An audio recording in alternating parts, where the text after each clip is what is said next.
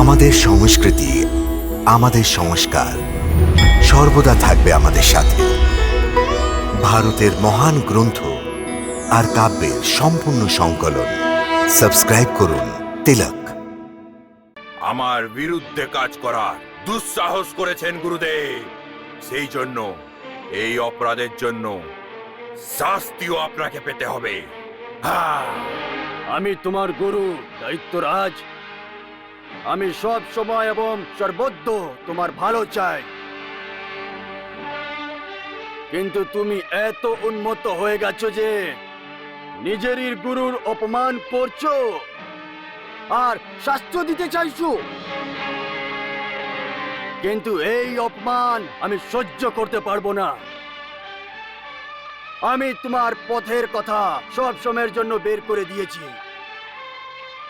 এখন তুমি অবশ্যই ত্রিলোকপতি হতে পারবে, এটাই আমার আশীর্বাদ। আমার দায়িত্ব সম্পূর্ণ হয়ে গেছে, এখন তোমার আমাকে কোনো প্রয়োজন নেই।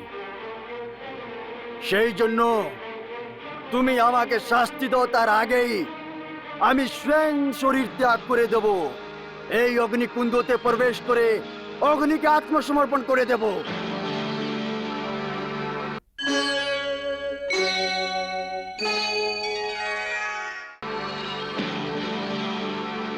তুমি কি তোমার গুরুকে এইটুকু অধিকার দেবে না?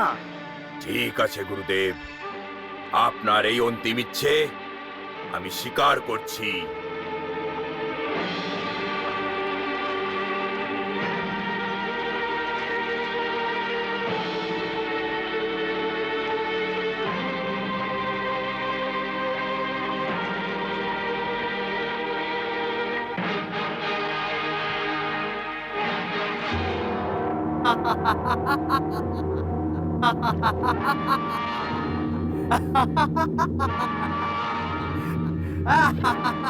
ওম ভোলে, হর হর মহাদেব। প্রকট হয়ে যাও, প্রকট হয়ে যাও।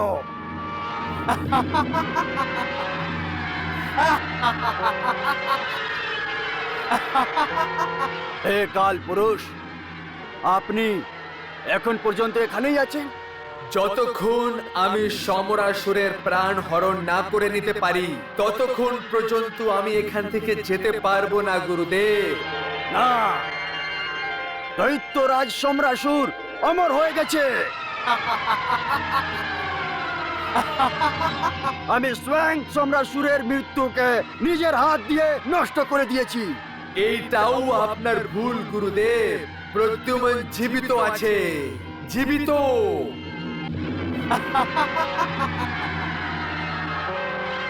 এটা কি করে হতে পারে? প্রদ্যুম্ন এবং ভানুমতি আমার এই চোখের সামনে নষ্ট হয়ে গেছে। ওটা মায়া ছিল গুরুদেব, মায়া। আপনার চোখে ধুল দেওয়া হয়েছে।